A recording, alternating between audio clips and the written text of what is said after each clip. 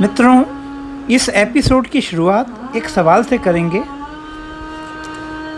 जाने माने गायक महेंद्र कपूर, मन्ना डे, लता मंगेशकर, बेगम अख्तर, किशोरी अमोनकर, इन सब में आखिर क्या साम्यता है?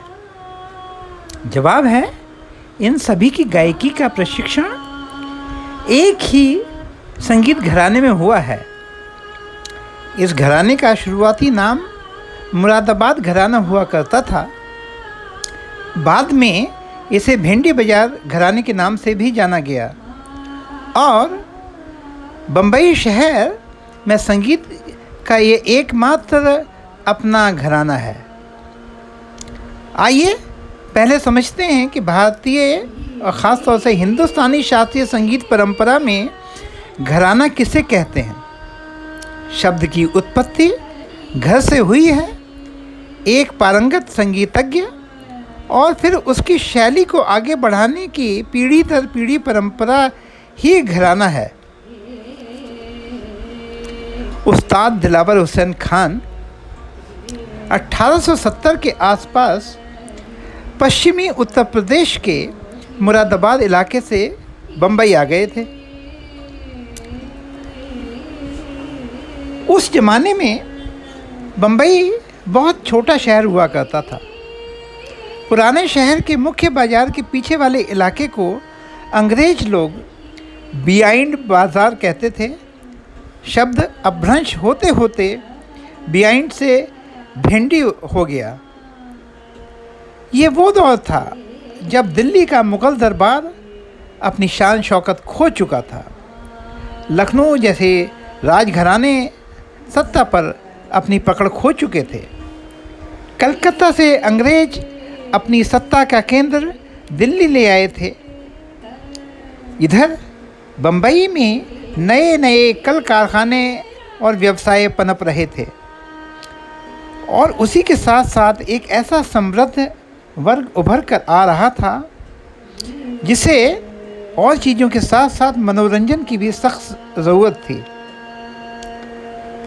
शायद यही कारण रहा होगा कि देश भर के गुणवंत कलावंतों ने बम्बई की ओर रुख करना शुरू किया।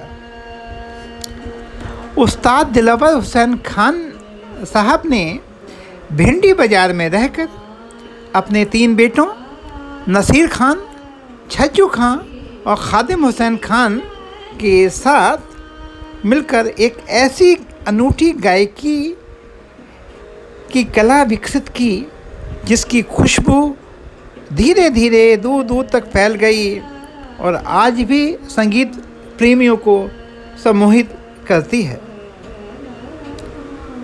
दिलावर हुसैन खान साहब संगीत का अभ्यास करते थे, नई नई बंदिशें गढ़ते थे और इसी के साथ साथ सिखाने का काम भी करते थे।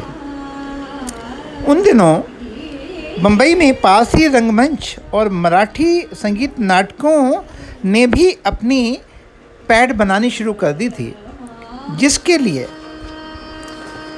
संगीत की ज़रूरत थी। खान बंधुओं ने इसके लिए गायकों और वादकों की एक पूरी की पूरी नई पीढ़ी तैयार कर दी थी। भिंडी बाजार घराने की तीसरी पीढ़ी में उस्ताद अमान अली खान हुए, जो छज्जू खान साहब के बेटे थे। उनकी तालीम पिता छज्जू खान और दोनों चाचा नज़ीर खान और खादिम हुसैन खान ने की थी। यही नहीं, अमान अली खान ने मैसूर के राजघराने के संगीत गुरु कलानिधि कृष्णप्पा से कर्नाटक शैली का संगीत भी सीखा।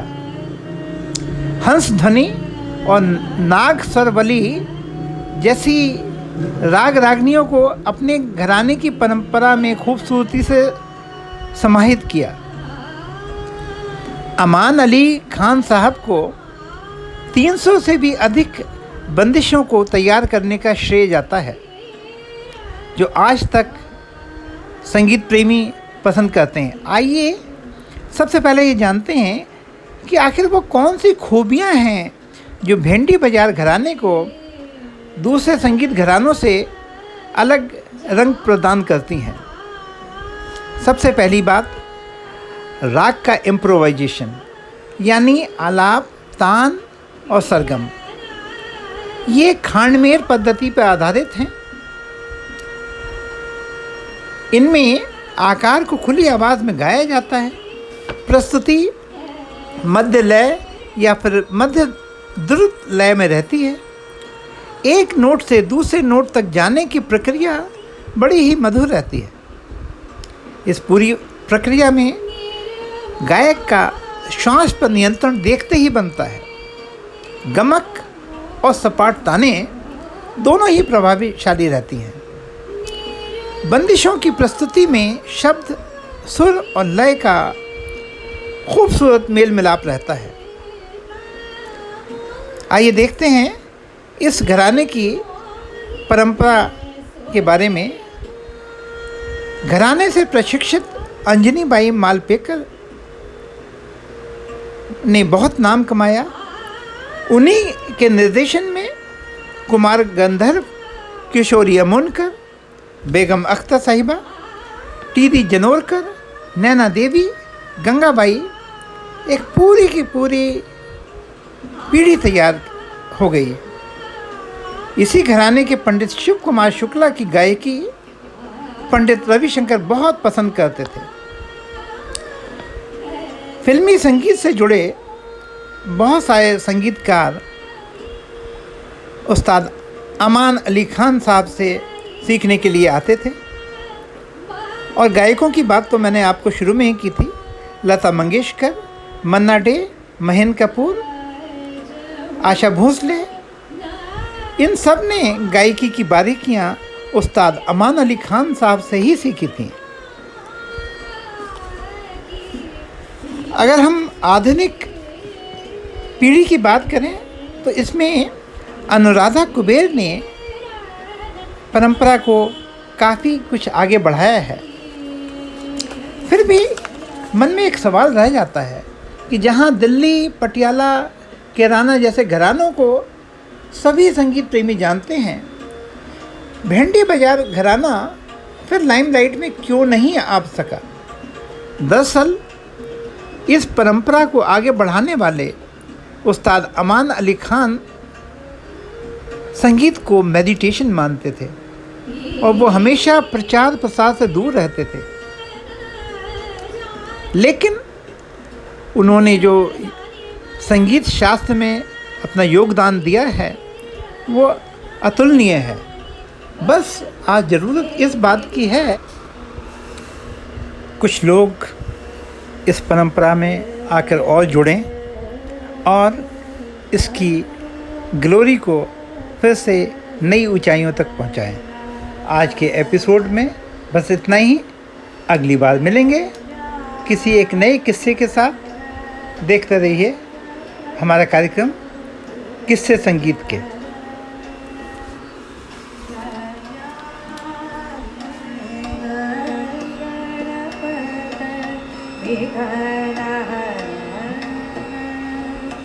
Yeah.